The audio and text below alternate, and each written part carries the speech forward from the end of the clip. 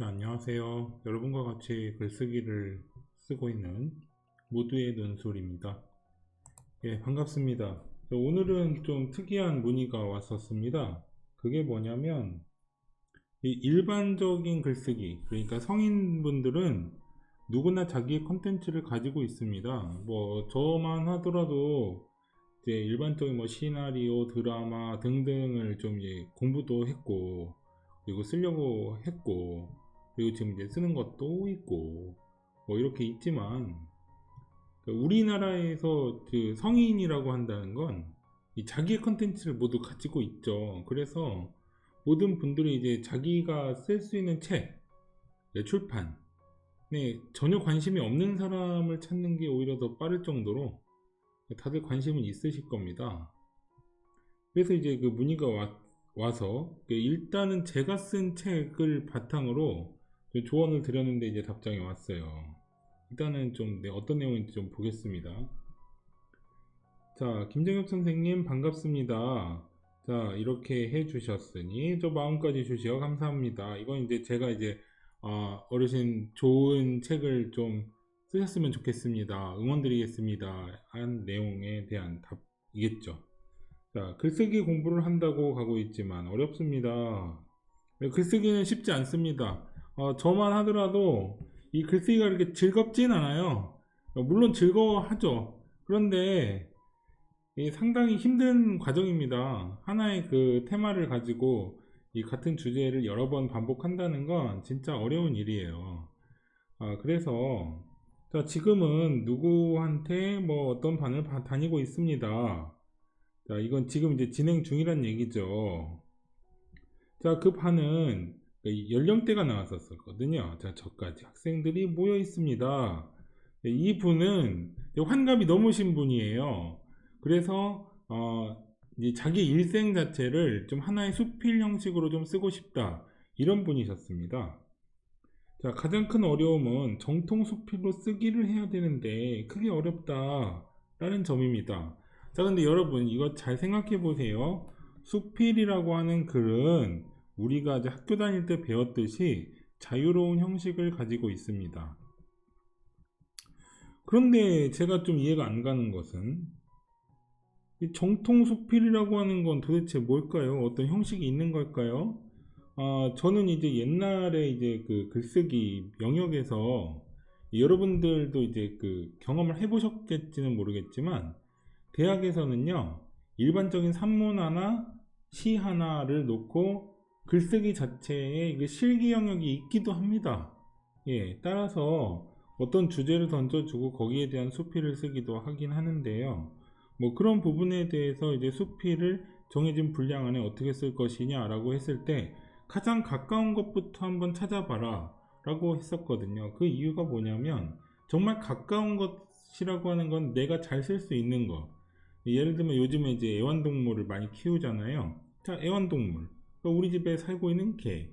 이 녀석은 몇 개월 때 이제 입양을 해서 우리 집에서 지금 몇 년째 살고 있는데 뭐 3년 차가 지나가니까 얘는 이제 사람인지 개인지 스스로가 분간을 못하는 것 같다. 그런데 이 개를 보니까 내가 배울 점이 많고 인간이 개를 보고 배울 점이 많을 뿐더러 개도 인간을 보고 배우는 것이 있으니 이 또한 어쩌고 저쩌고 이제 이렇게 쓰면 이제 하나의 수필이 되는 겁니다. 그런데 정통 수필이라고 하는 게 정말 어떤 정해진 형식이 있느냐? 소스는 있지요. 그 원론을 어디서 찾냐면 우리는 고전 수필 같은 경우에서 찾습니다. 이제 제가 국어교육과 출신이다 보니까 정통 수필의 일반적인 형식을 보면 뭐 이런 경우입니다. 자, 앞에 어떤 그 꿩이 있다. 자, 장기가 있다. 그리고 까투리의 모양을 가지고 내가 이제 만들어서 까투리 우는 소리를 내었더니 장기 한 놈은 얼른 쫓아와서 금방 뭐 그물에 잡히고야 말았다. 그런데 어떤 장기 같은 경우는 주의는 하지만 결국 자기의 그 호기심을 이기지 못해 잡히는 유형이 있다. 세 번째는 끝까지 경계하기 때문에 인간에게 잡히지 않는 뭐 장기가 있더라. 자, 이런 하나의 사실을 던져줍니다. 자, 이 사실이죠. 자, 이 사실을 던져주고 이에 따라 첫 번째 유형, 두 번째 유형, 세 번째 유형으로 나눌 수 있는데 자, 위험하다, 가지 말라라고 하는 금기의 영역을 우리가 알고는 있지만 호기심 때문에 바로 빠지고야 마는 종류가 있고, 조심은 하지만 결국 잡히고 마는 종류가 있고, 결국에는 잡히지 않는 사람이 있다. 자, 사람은 이러한 장기와 까투리, 즉 꿩의 이야기를 통해 배울 점이 있지 않은가. 자, 이런 방식이 바로 고전수필의 방식입니다. 따라서 이 고전수필의 방식은 1800년대에 굉장히 많이 나왔어요. 이제 훈민의 주제로 많이 쓰다 보니까 거의 우리나라에서는 200~300년간 꾸준히 이어져 왔던 형식이에요. 그러니까 이 정통 수필을 바탕으로, 즉 고전 수필의 원형을 따르는 것인지, 아니면 어떤 주제나 형식을 만들어 놓고 그 형식 안에 글을 쓰는 건지는 잘 이해가 안 되나, 그럼에도 불구하고 하나의 형식을 만들어서 연습하는 건 좋죠. 따라서 여러분들이 이제 글쓰기라고 하는 거를 하신다고 한다면 너무 어려운 주제를 잡지 마시고 거기에서 조금 더 구체적으로 쓸 수 있는 하나의 주제를 잡으시면 그걸 여러 번 반복했을 때 한 권의 책이 된다 생각하셔서 접근하는 게 훨씬 좋습니다. 자, 예를 들면 제가 이제 처음에 썼던 책이 이 취업 승진 합격 논술이란 책인데요. 자, 이건 이제 소스를 어떻게 잡았냐면 첫 번째 어떤 공기업 논술의 기출문제, 두 번째 금융 논술의 기출문제, 세 번째 교육, 교직원 등등의 기출문제. 그러면은 이 문제들을 바탕으로 같은 공식에 대입할 수 있는 소스를 잡아서 얘네들을 30문제를 선별해서 각각의 내용을 쓴 게 하나의 책이 되는 겁니다. 그러니까 책을 쓰기 어렵다고 하는 것은 쓰기 자체가 어려운 게 아니라 한 권의 책을 쓰려고 해서 어려운 것이지, 이것은 하나의 짧은 글을 쓸 수 있으면 그걸 확장시키면 된다는 개념을 여러분들도 좀 아셨으면 좋겠고요. 일반적으로 우리 이제 나라에서 성인이라고 한다는 건 우리나라의 현대사를 모두 겪었고, 그리고 어떤 분들 이제 이분처럼 이제 환갑이 넘으신 분들은 더 많은 일을 겪었겠죠. 따라서 많은 컨텐츠와 소스를 가지고 있다는 점을 감안해 주시고 좀 자부심도 가지시고 그런 부분을 좀 정리해 보고, 이 부분만큼은 다른 사람은 잘 모르겠는데 내가 잘 쓸 수 있을 것 같다, 이런 부분들을 좀 컨텐츠를 만드시는 경우면 너무 좋은 컨텐츠가 나오지 않을까요? 자, 이어서 읽어볼게요. 자, 그냥 머릿속에 있는 걸 가지고 맞게 쉽게 써보려는데 그것은 아니랍니다. 이게 누군가가 아니라고 했나봐요. 아니, 그 글쓰기를 하는데 머릿속에 있는 걸 갖고 쉽게 써보려고 하는 거, 그게 글쓰기입니다. 용기를 가지시길 바랍니다. 자, 부족함이 많습니다. 그렇다고 계속 가겠다고 답심을 하고 있다. 그래서 너무 힘들게 이제 과정을 겪고 있나 봐요. 자, 목표가 있다는 것만으로도 감사한 일이라고 스스로 위로하면서 말이지요. 자, 너무 힘들고 그만두고 싶지만 목표 의식이 뚜렷하신 것 같습니다. 자, 새벽녘에 복잡한 마음을 몇 자 적습니다 라고 해서 이제 온 메일이지요. 자, 이걸 써야 되나 말아야 되나, 무엇을 쓸까. 그럼 이제 조금 바꾸면 주제가 바뀌고 조금 바꾸면 내용이 바뀌고 이러니까 이 갈피가 좀 왔다 갔다 하시는 것 같습니다.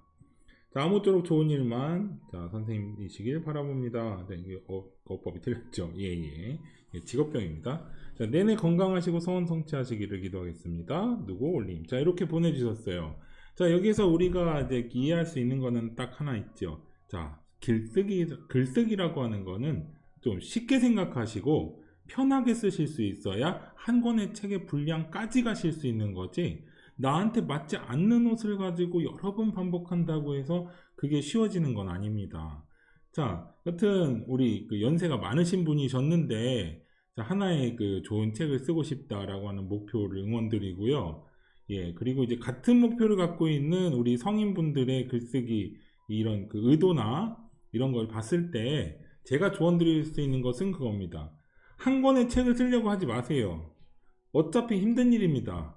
그럼 한 권의 책을 쓰려고 하다 보면 스스로가 너무 그 부담감에 이길 수가 없거든요. 그러니까 쉬운 것을 짧은 글, 즉 한 A4 용지 한 장 정도로 쓸 수 있다. 자, 여기에서 시작하는 것이지 그 모든 내용들이 한 권의 책을 쭉 쓴다. 너무 힘들어요. 그러다 보니까 짧은 글, 내가 잘 알고 있는 거, 내가 제일 잘 알고 있는 거, 내가 제일 좋아하는 거, 자, 이것에서 시작하시면은 좋은 결과가 있지 않을까 싶습니다. 그리고 그것을 하나의 컨텐츠를 만들었을 때 그 분량 상관없어요. A4 용지 한 장 혹은 반장이라도 상관없어요. 자, 그것을 토대로 고쳐 써보고 하나의 형식을 만드신 다음에 여는 글, 닫는 글, 자, 이렇게 형식을 만드셔서 그것을 여러 번 연습해 보시면 아주 정갈하게 정리된 한 편의 글이 나옵니다. 자, 그것을 여러 번 반복하면 한 권의 책이 나오는 거예요.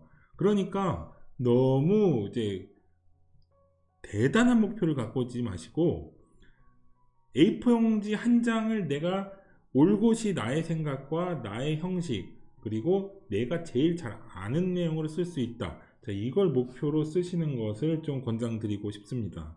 자, 오늘은 여기까지 하겠습니다. 감사합니다.